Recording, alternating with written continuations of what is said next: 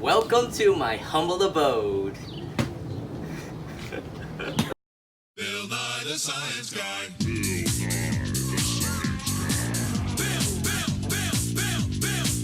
Nye the Science Guy. Science rules. Bill Nye the Science Guy. Inertia is a property of matter.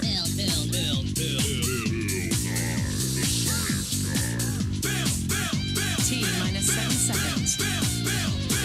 Bill Nye the Science Guy. Welcome to my humble abode, Chrome Dome Atoll. My name, as you probably already know, is Bill Nye. I apologize for that last video you might have seen of me. Global warming really just mixes my marbles.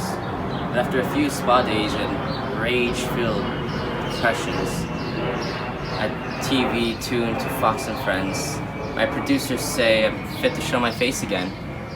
And boy, do I have a treat for you. I've actually mastered time travel. And before you say, wait, I'm sorry, Michael and Cabo, what the flippity floppity are you saying? I want to remind you that I am Bill Nye, not Michael and Cabo. So anyway, ever since my original show was canceled, I've been spiraling in and out of drug-fueled depression. The 90s were truly the wonder years. I was incredibly famous, teaching kids how to science, and women were all over me. I especially missed women. So I'm going to use this time machine that I've been secretly working on. I'm going to take a trip back to the glory days, the 1990s. And I'd like you all to come with me. Come on, let's go. Just kidding, silly. You can't come with me through the screen. That's not very science at all.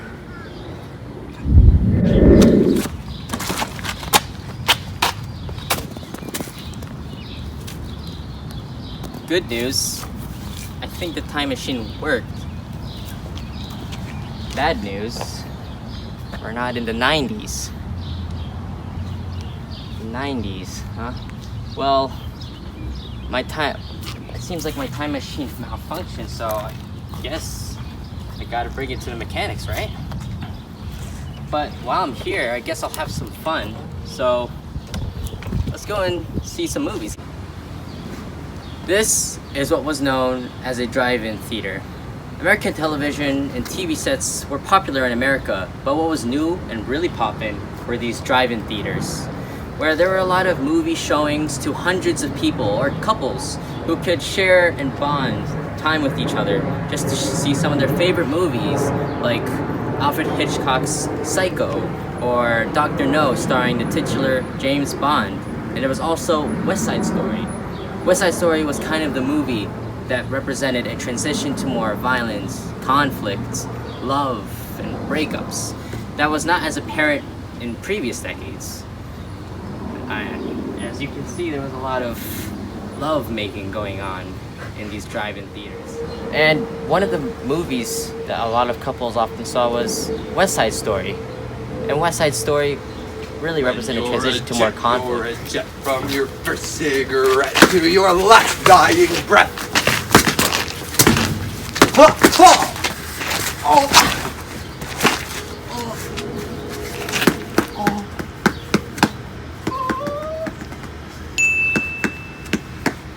Whoa, that was pretty intense. And now, let's talk about something more serious. All this talk of nuclear war is tiring me out. I should go on a vacation to Texas, to Austin, where JFK is supposed to be today. Hey, JFK! I've been shot! Oh, frick! Forgot about this. In memory of JFK, I'm gonna take this opportunity to talk a little bit about him. What a fine man. He was young, he was charismatic, a great leader. His presidency represented the torch being passed down to a new generation. My, look at this scene, so sad.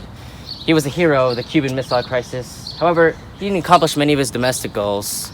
But still, he was remembered for the ideals that Americans hailed him for.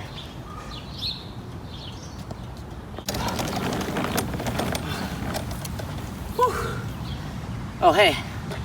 Here, in this field, took place one of the most iconic and quintessential events of the counterculture and hippie movement, the Woodstock Festival. The Woodstock Festival was really a convergence of music, drugs, sex, hippies, you know, all that stuff. There, you can see one of the dead men, maybe, possibly, left over from the end of the Woodstock Festival that ended just a few days ago. Let's see what happens if we go up to it.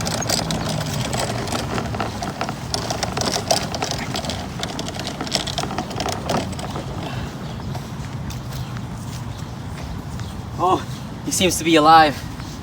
Hey! Whoa! Hey man, are you okay? Yo! What day is it?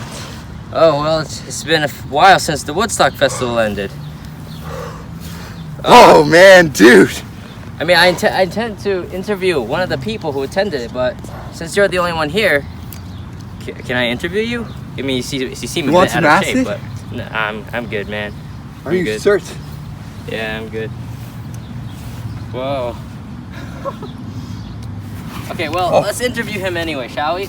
Okay, so how was this Woodstock Festival? What was it all about? Fucking amazing. Whoa. There were music and so much drugs and so much sex and music and drugs. Whoa. Dude, where did everybody go? I don't know, man. I think they kind of left. You're the only one here in this field. It's crazy, man. Woo! Oh, are you okay there? Absolutely. Here. Well, sit down. If you answer. Is that a camera? Here. Yeah. Just sit down. All right. Let's interview you. Shall we? Calm down. All right, we'll interview you right now. So, why was this event so important? It was just like, it was like the peak of hippies, man. What it means to be alive. What it means It was to be like alive? it was like so much love and peace and music and drugs and sex, and it was just, you had to be there, man. You had to be there. Oh man, I guess I should, vibe with the times and dress up according to it, right? And maybe even. Hey, man. So when you're in this state, this trip, as we like to call it, you gotta just let yourself peel away all of those base layers, that mask that you show everybody. Yeah. You gotta take off your shirt, Oh. peel off that first layer, and you know Oh. what? Screw that. Oh. Put this on. Oh. And you know what? Put this on too. What? Whoa. Maybe even this shirt. Whoa. Yeah. You see, you've peeled off your first artificial layer and instead covered yourself with layers of just love and peace and truth. It's yeah. truly beautiful, man. Is that a camera?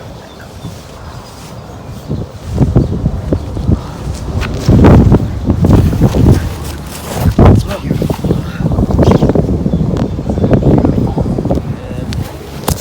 Beautiful. Screw Bill Nye. I'm not Bill Nye anymore. Who are you? I'm Michael and Cabo. Approximately 10 hours later.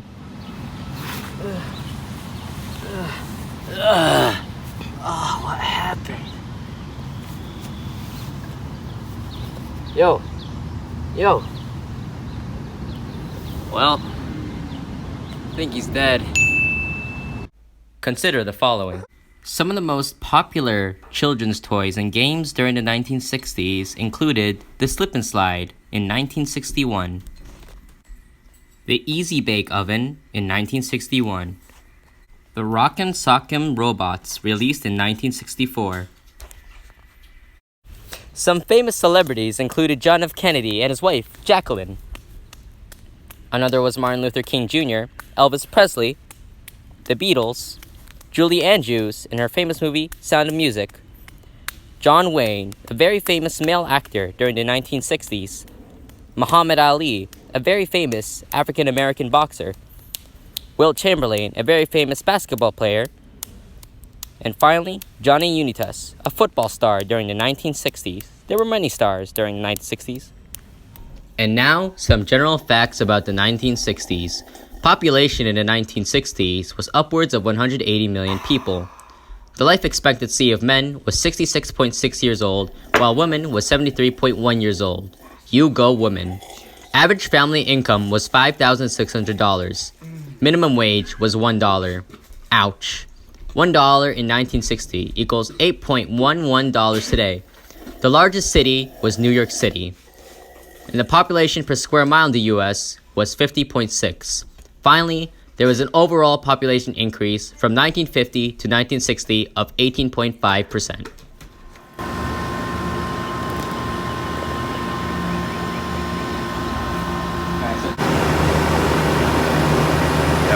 I don't fit in with this attire. Since this is the 60s, I have to blend in order to take the closer look at the decade.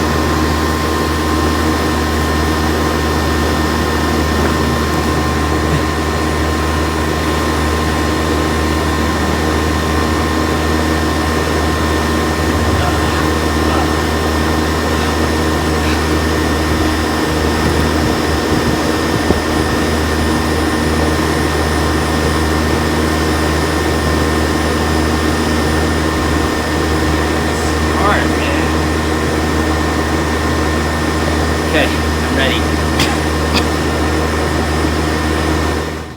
Jackie Kennedy was a fashion icon. But after Kennedy's assassination, it was Brigitte Bardot who took the crown for Queen of Fashion.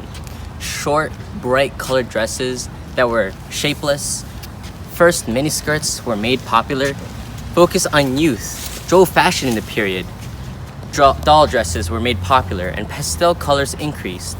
Transition from straight pencil dresses in the 50s to flared skirt and tight waist in 60s, and hem length was proportional to sexual liberation and confidence.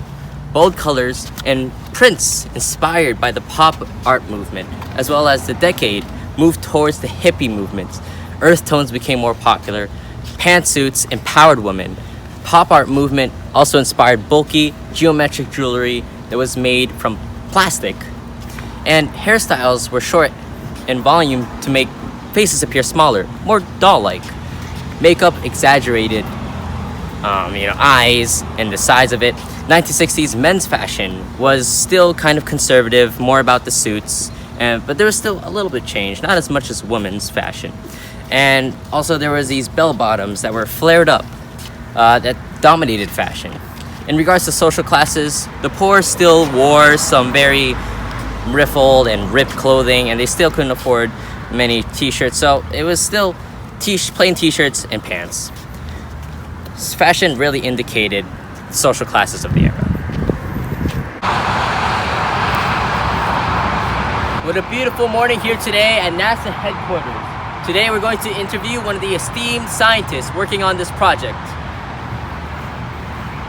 Hello, sir. How are you doing today? Hello, I'm doing good. What is this program all about? Well, right now the main goal is that we're trying to get way up there to the moon. We're trying to put a man up there. We've gone through multiple programs. We've gone through the Mercury program, we've gone through the Gemini program, and now we're on the Apollo program. We're about to launch the Apollo 11 mission this morning. We've gone through multiple rockets and different innovations, from the Redstone rocket to the Atlas rocket to now the bigger and badder Saturn rocket. So we're hoping that we finally have all the power and supplies that we need to put a man way up there. For a more comfortable interviewing atmosphere, we moved to inside the building where it is much cooler. So, Mr. Esteemed Scientist, may I ask you, as a prominent scientist of this decade, how would you comment on the inventions? Well, there's been a lot of new inventions this decade. We've seen a lot of new things such as laser beams, which in my opinion are pretty frickin' cool as heck. It's light amplification by stimulated emission of radiation. We can basically make little things, and cats like them, which, it's always good. But it's really paving the way for a lot of future technology. In the same field, we have LEDs now invented, which are little light bulbs, and they work really well. And I like that. We had the first gaming console come out after the following of video games started to, rise in popularity with Pong and everything. We had a little console called the Brown Box come out featuring things such as multiplayer. You had different controllers. You can do whatever you want, and it's a lot of fun to play on. And of course, we have the continuing prevalence of the television in the modern day household. They're popping up in more households over time. And we had actually our first televised debate as we watched, Richard Nixon sweat like a pig on live television and JFK be the cool dude that he is. But in general, technology is just advancing very fast and it's showing for a bright future. Thank you, Mr. Esteemed Scientist. Now, we'll segue on to our next interview.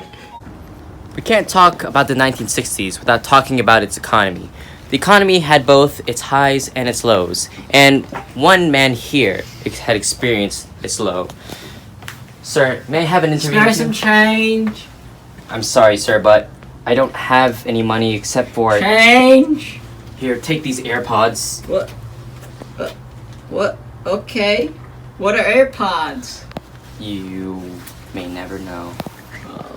But sir, let me ask you, how was the economy during these times in the 1960s? It's really unfortunate because I'm poor, but the rest of the country was doing so good. After the 1950s, it was a little slow economy, but in the 60s, I think the number was 6%. Our GDP grew by 6%. I think that's because it's consumerism. It's consumerism,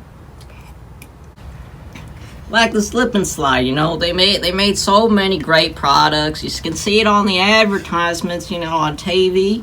But it's so sad because I see them every day. I can't buy any of them because I don't have money. Whoopsies. Anyways, I just can't find nothing. It's so sad because there's such a big, great quantity and variety of stuff I can buy. Oh, shucks. I'm sorry, sir. It's fine. It's fine. I just spilled my drink. I'm so sad. It's not molten heroin, Michael. And that was one man who experienced the low of the economy of the 1960s. People were buying and buying and buying, but some men were just not meant to buy. Consider the following. Another thing we could talk about when talking about the 60s economy was the war on poverty. Michael Harrington's best-selling book on poverty, The Other America, released in 1962, helped to focus national attention on the 40 million Americans still living in poverty. Johnson responded by declaring in 1964 an unconditional war on poverty. The Democratic Congress gave the president almost everything that he asked by creating the Office of Economic Opportunity, or OEO, and providing this anti-poverty agency with $1 billion budget. And the OEO sponsored a wide variety of self-help programs for the poor, such as Head Start for preschoolers, the Jobs Court for vocational education, literacy programs, and legal services. The controversial Community Action Program allowed the poor to run anti-poverty programs in their own neighborhoods. Like the New Deal, some of Johnson's programs produced results, while others did not. Nevertheless, before being cut back to pay for the far more costly Vietnam War, the war on poverty did significantly reduce the number of American families living in poverty. Today, we are here to witness the launch of the Apollo 11 to the moon. We have a lot of bystanders here with us. 3, 2, 1. We have liftoff.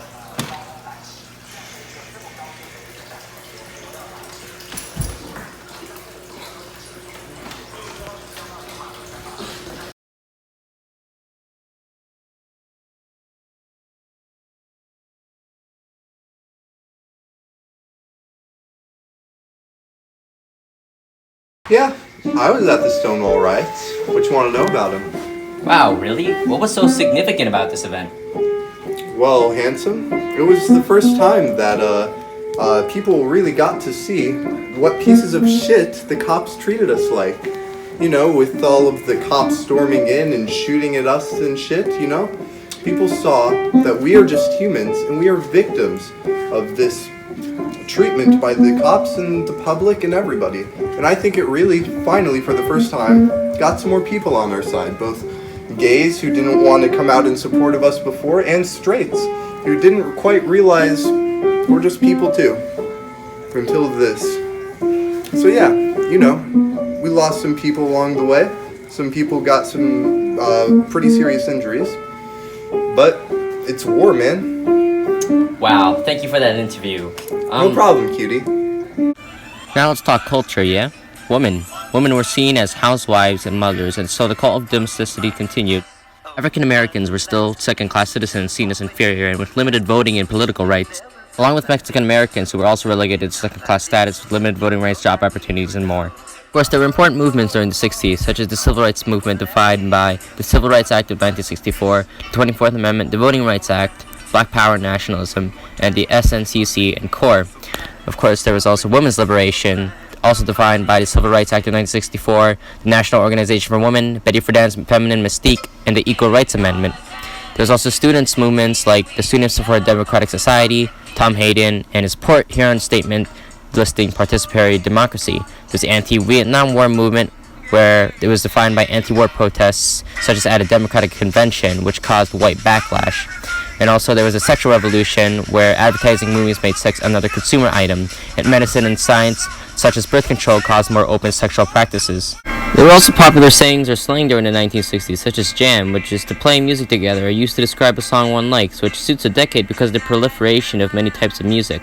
There was also dove, which was a peace lover used to refer to people who didn't like the Vietnam War, or hawk, who was a supporter of war, and was used to refer to those who supported the Vietnam War. There was also terms like the hippie, who was a member of the counterculture, a free-spirited, unconventional person. And finally, there was the chrome dome, which meant bald man. I have a dream, a recurring dream, that I wake up Here, Bill Nye in the 1960s, live at one of the most iconic movements of the Civil Rights Movement, Dr. Martin Luther King Jr.'s I Have a Dream speech. And here I am to interview one of the listeners. behind my desk. Sir, what is so significant about this speech? So this speech, this is basically the culmination of all our work, you know? So for years, we've been doing nonviolent protests, okay? We've been doing, boycotts, we've been doing sit-ins, all that kind of good stuff. We've been peaceful. And this, Mr. King over here, he is representing all of the black community for our own civil rights. We have been working for this, and you know what? I think in, let's say 1965, we will have a Civil Rights Act. Indeed, this speech would spark off a lot more aggressiveness in the Civil Rights Movement and would lead to more reform in the future. Okay. Certainly. Sorry, let me just do something real quick, okay? But it's okay because I've My work here is done. And of course, how can we not talk about social upheaval without talking about one of the most important figures of the 1960s, Chief Justice Earl Warren. As Chief Justice of the Supreme Court from 1953 to 1969, Earl Warren had an impact on the nation similar to that of John Marshall in the early 1800s. Warren's decision in the desegregation case of Brown v. Board of Education of Topeka, 1954, was by far the most important case of the 20th century. Then in the 1960s, the Warren Court made a series of decisions that affected the criminal justice system, state political systems, and the definition of individual rights. Before Warren's tenure as Chief Justice, the Supreme Court had concentrated on protecting property rights, and during that and after his tenure, the court focused more on protecting individual rights. In regards to criminal justice, several decisions of the Warren Court concerned the defendant's rights. Some of them included Map v. Ohio in 1961, which ruled that illegally seized evidence cannot be used in court against the accused, or Miranda v. Arizona in 1966, which extended the ruling in Escobedo to include the right to a lawyer being present during questioning by the police. Other rulings by the Warren Court extended the rights mentioned in the First Amendment to protect the actions of protesters or to permit greater latitude under the freedom of press, which is exemplified by the case of Yates v. the United States in 1957, or to ban religious activities sponsored by public schools, which is represented by Angel v. Vitale in 1962, or to guarantee adults' right to use contraceptives, such as in Griswold v. Connecticut in 1965. the Warren Court's defense of the rights of unpopular individuals provoked a storm of controversy around the nation. Critics called for Warren's impeachment, but both supporters and critics agreed that the Warren Court profoundly changed the interpretation of constitutional rights. One of the most important movements during the 1960s was the protection of the natural environment movement, or the natural conservation movement. And one of these signs that pointed toward this movement was Rachel Carson's Silent Spring. Silent Spring talked about the dangers to the environment, such as pesticides. And is that McDonald's garbage?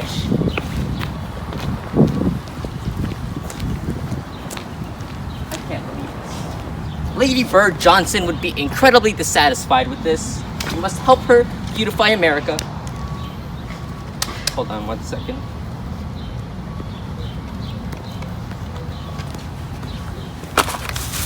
Ugh, disgusting. There's one over there. You're forgetting the straw. You missed one. Bill Nye, right there. Come on, let's go.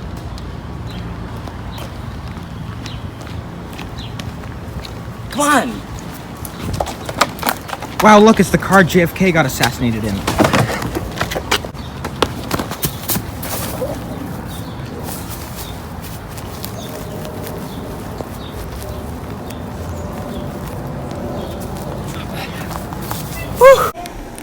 Another thing we have to talk about when talking about the 60s was music. The genre that dominated music during the 1960s was rock and roll. The types of musicians popular during this era included boy bands like the Beatles, the Rolling Stones, the Beach Boys, as well as superstars like Elvis Presley. One important song that represented this decade was I Can't Get No Satisfaction by the Rolling Stones, released in 1965. It was so important because it reverberated the unsettling dissatisfactions of victims of all forms of discriminations. For example, in the 1960s, Americans were dissented by the variety of struggles towards enacting civil rights, ending the wars, and promoting greater freedom of expression. This dissent is emulated by the lines in I Can't Get No Satisfaction.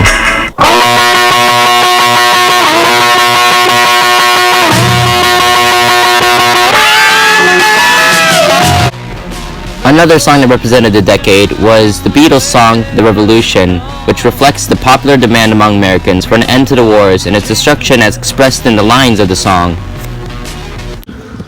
Television was also a very big medium for another big thing during the 1960s, sports.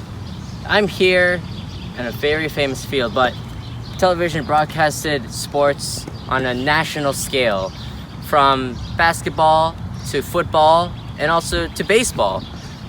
Here, this field that I was talking about was where the World Series took place between the Cardinals and the Tigers in 1968.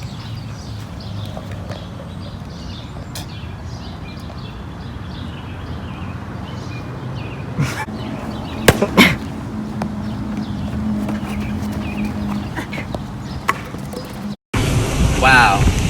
Television broadcasted moments like these across the nation. Unfortunately, women weren't allowed to participate in major leagues like this.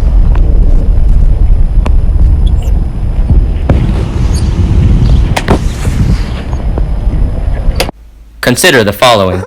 Presidents during the decade included Dwight D. Eisenhower, John F. Kennedy, Lyndon B. Johnson, and Richard Nixon.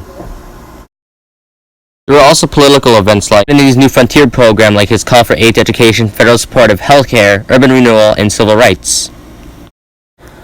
LBJ's Great Society, which wanted to expand social reforms of the New Deal.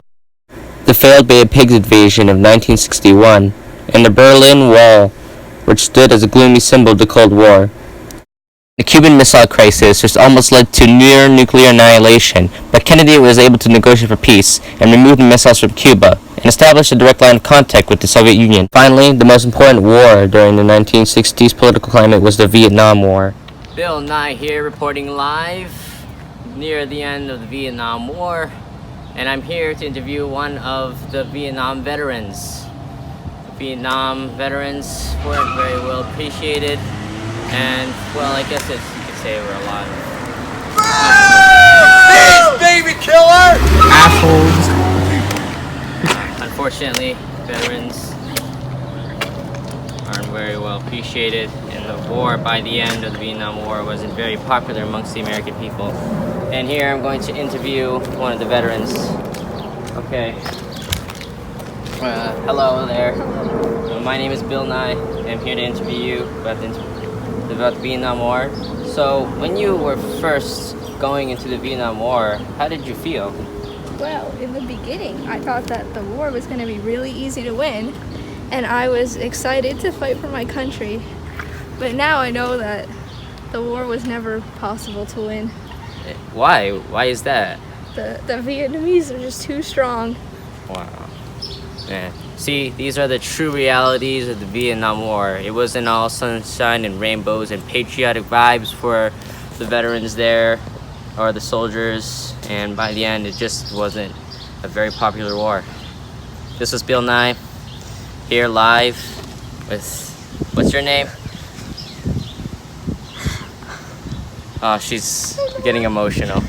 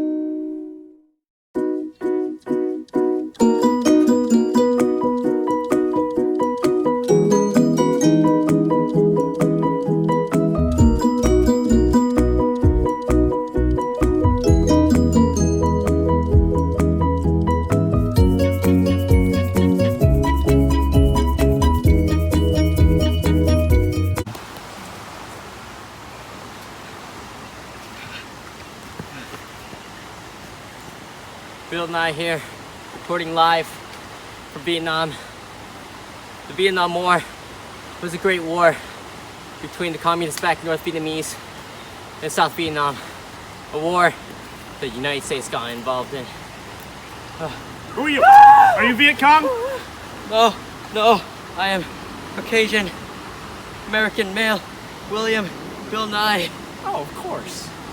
How you doing, man? Why are you way out here? I'm here to interview a soldier like you. Well, here I am. Where are you from? I'm from Tennessee. What happened to the rest of your crew? Well, we was like walking through the woods. All of us were in a nice line. And then all of a sudden the trees just started fucking talking, dude. I don't even know what they were saying. Some ching-chong crap or all that. And just bullets from nowhere. We didn't see nobody. We didn't hear nobody. Nobody came out and said hi. It was just everybody gone. It was red everywhere. I don't even know what to do about it. There's just jungle, bullets, and dead people. But, you know, they're all gone, and somehow I got out. I'm the lucky one. I'm the only one left. Ni hao Kai Lan! Who are you? You Vietnam? No, I'm Ching Chong Nye. I'm Bill Nye. I've been captured by the Viet Cong.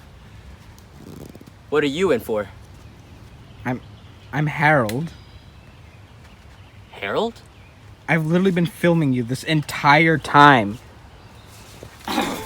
Okay, so it seems we make a mistake. You are in fact Michael Icavo, confirmed Vietnamese nationalist. So I'm sorry to do this to you. Okay, is there anything I can do to repay you? Can I interview you? Yes. Okay, is that the camera? Okay, hello. I am Viet Cong. Okay, I the one that killed the dumb American. Okay, so we killed the dumb American because they invade us because they think we blew up a fishing boat or something. Okay, So they say, okay, we gonna invade my country. Okay. So here's how we fight. We never go pew pew or pew pew. Okay, never one on one. They walk because they're fat. They lumber. We can hear them. Okay. So we hear them thumping. Okay, and then we come out the wood and we shoot. Okay. We never want to look at them because they're ugly. Okay. That's very good because they die. We don't. Okay. Another thing. They think they're so smart. They can flippy flap. They can fly. Okay. They drop the big boom boom. Boom boom, right? That's the word. Boom boom. Okay. But we don't get killed. We go underground. Okay. Dig big hole. Go under. Okay. Okay, Mr. Incabo, do you have any other good question? No, Okay. but I have one thing to say. I am not Michael Incabo. I am Bill Nye!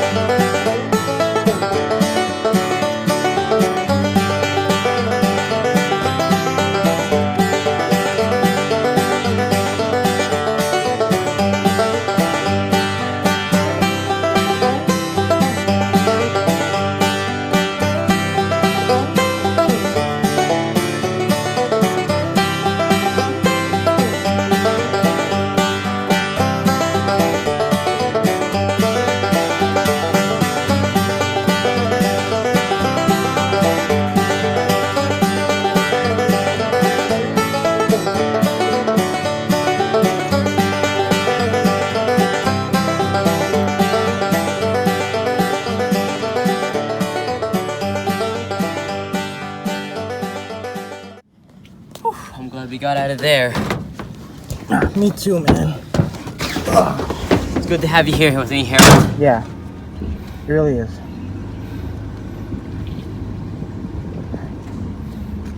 I'm not Harold.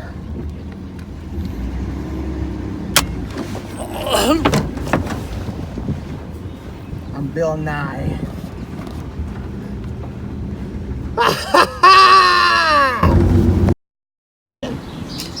Welcome to my humble abode, Chrome Dome Atoll. My name is probably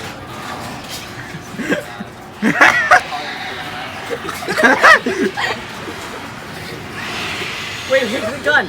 The gun!